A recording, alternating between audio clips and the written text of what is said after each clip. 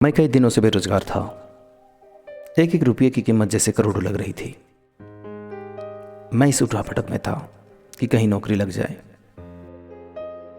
आज एक इंटरव्यू था, पर दूसरे सर जाने के लिए जेब में सिर्फ 10 रुपये थे। मुझे कम से कम 200 रुपये की ज़रूरत थी। अपने इकलौते इंटरव्यू वाले कपड़े रात में ही धो डाला। सुबह पड़ोसी के प्रेस मांग के तैयार कर पहन लिया। अपनी योग्यताओं की मोटी फाइल बगल में दबाकर 2 बिस्किट खा के घर से निकल पड़ा। लिफ्ट लिया। पैदल जैसे तैसे चिलचिलाती धूप में तरबतर, बस इस उम्मीद में स्टैंड पर पहुंचा कि शायद कोई पहचान वाला मिल जाए जिससे सहायता लेकर इंटरव्यू के स्थान तक पहुंच सकूं। काफ़ी देर खड़े रहने के बाद भी कोई नहीं दिखा। मन में घबराहट और मायूसी थी। क्या करूंगा, अब कैसे पहुंचूंगा? पास के मंदिर पर जा पहुंचा। दर्शन कर सीढ़ियों पर बैठ गया। मेरे पास में एक फकीर बैठा था। उसके कटोरे में मेरी जेब और मेरे बैंक अकाउंट से भी ज़्यादा पैसे थे। मेरी नज़रें और हालात समझ के बोला, कुछ मदद चाहिए क्या? मैं बनावटी मुस्कुराहट के साथ बोला, आप क्या मदद करोगे? वो मुस्कुराता हुआ बोला, चाहो तो मेरे पूरे पैसे रख लो। मैं चौंक गया। उसे कैसे पता मेरी ज़रूरत क्या है? मैंने कहा, क्यों?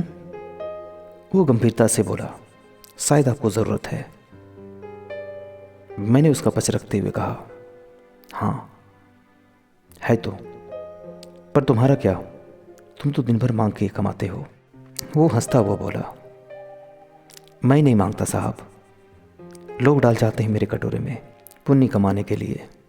मैं तो फ़कीर हूँ, मुझे इनका कोई मोह नहीं। मुझे सिर्फ भूख लगती है, वो भी एक टाइम, और कुछ दवाइयाँ, बस। मैं तो खुद ये सारे पैसे मंदिर की पेटी में डाल देता हूँ। वो सहज था कहते कहते। मैंने हैरानी से पूछा, फिर यहाँ बैठते क्यों हो? ज़रूरतमंदों की मदद करने, कहते हुए मंद मंद मुस्कुरा रहा था। मैं उसका मुंह देखता रह गया। उसने 200 रुपये मेरे हाथ पर रख दिए और बोला, जब हो जाए तब लौटा देना। मैं उसका शुक्रिया जताता हुआ वहाँ से अपने गंतव्य तक पहुँचा।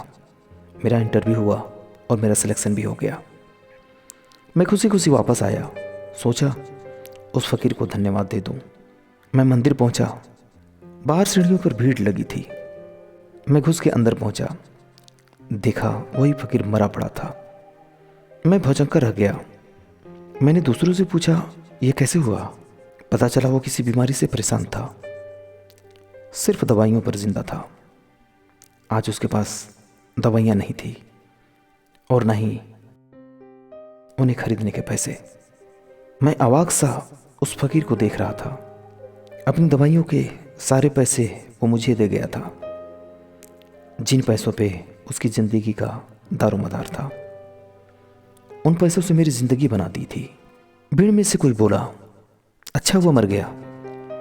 ये भिखारी भी साले बोझ होते हैं, कोई काम के नहीं। मेरी आंखें डबडबाई। वो भिखारी कहाँ था? वो तो मेरे लिए भगवान ही था, नेकी का फरिश्ता, मेरा भगवान। मित्रों, हम में से कोई नहीं जानता कि भगवान कौन है और कहाँ है। किसने देखा है भगवान को? बस इसी तरह मिल जाते हैं। तो साथियों, इसी तरह की कहानी को देखने और सुनने के लिए आप हमारे चैनल को सब्सक्राइब अवश्य करें। और साथियों, आपके साथ अगर कोई ऐसे ही कहानी हो तो आप मेरे साथ साझा कर सकते हैं।